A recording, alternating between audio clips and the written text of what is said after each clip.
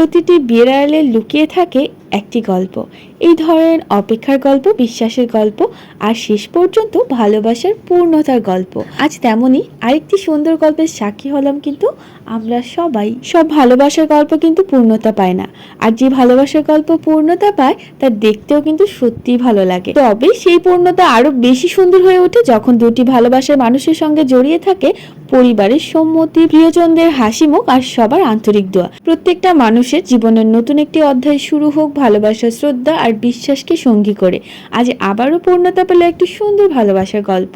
গতকালকে আপনাদের সাথে আমার এই দেবরের হলুদের ভিডিওটা শেয়ার করেছিলাম, তো আজকে আপনাদের সাথে শেয়ার করবে তার বিয়ের একটি video. Hey everyone, this is Saima, welcome back to my another blog. বিয়ের দিন সাজুগুজু করে রেডি হয়ে চলে গিয়েছিলাম বরদের বাসায়, আর সেখান থেকে আমরা গাড়ি করে সবাই চলে এসেছিলাম 11:30 কমিউনিটি সেন্টারে।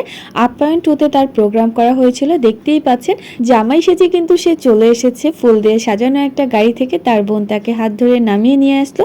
এবার হচ্ছে জামাইকে গেট পার করে স্টেজ পর্যন্ত নিয়ে যাওয়া। আমাদের বাঙালিদের গেটে যেটা হয়, প্রথমত জামাইকে গেট পার করে নিতে হলে সেখানে টাকা দিতে হবে, তারপর একটা ফিতা কেটে জামাইকে নিয়ে যেতে হবে। টাকা দিয়ে সন্তুষ্ট করে যখন জামাইকে নিয়ে যেতে না পারছিল, ঠিক তখনই ধাক্কাধাক্কি করে যেভাবে হোক জামাইকে উদ্ধার করে নিয়ে যাওয়া হলো তার স্টেজ পর্যন্ত। তাহলে চলুন এবার আমরা চলে যাই কমিউনিটি সেন্টারের ভিতরে।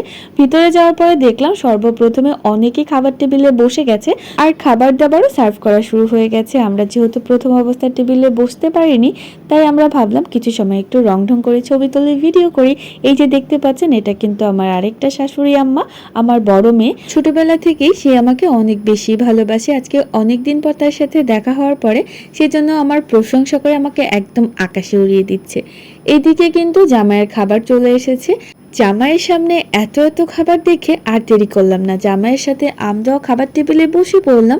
এবার হচ্ছে জামাইয়ের হাত ধোয়ার পালা। আমাদের বাঙালিদের বিয়েতে যেটা হয়, জামাইয়ের হাত ধোয়া হচ্ছে জামাইয়ের শালি থাকলে তারা, শালিরা দুলাভাইয়ের হাত ধুয়ে কিন্তু দুলাভাইয়ের পকেট থেকে টাকা হাতিয়ে নেয়। কিন্তু সবচেয়ে দুঃখজনক ব্যাপার হচ্ছে জামাইয়ের কোনো শালিই ছিল না, তাই কি আর করার, জামাইয়ের বড় বোনই তার হাত ধুয়ে দিল। এদিকে হচ্ছে টেবিলে খাবার চলে আসছে, আমরা সবাই যে যার মতো খাবারটা প্লেটে নিয়ে নিচ্ছি।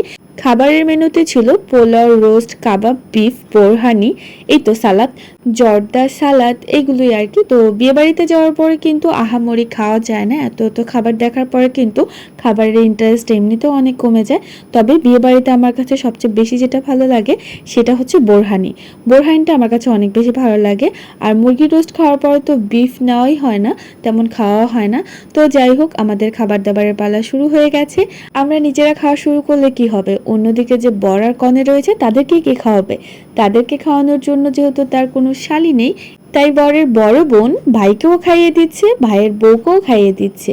আজকের এই দিনে বরের কোনো শালি না থাকায় কিন্তু বরের পকেট বেঁচে গেছে।